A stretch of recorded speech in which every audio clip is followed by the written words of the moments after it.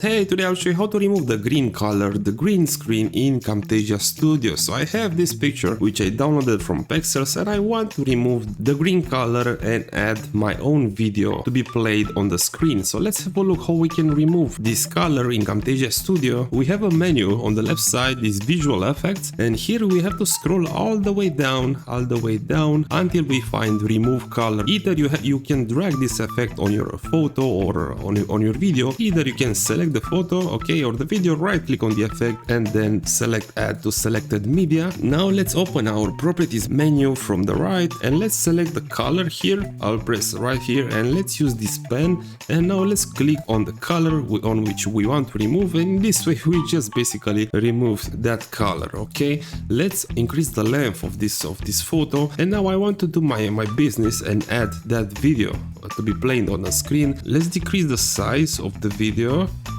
and I want also to readjust the angle, and I think it will be something like that. Okay, decrease the size even more or something like that. And now what we have to do is place the video underneath the photo on the timeline. And now let's also do a cut right here with S. Let's delete this part and let's hit play.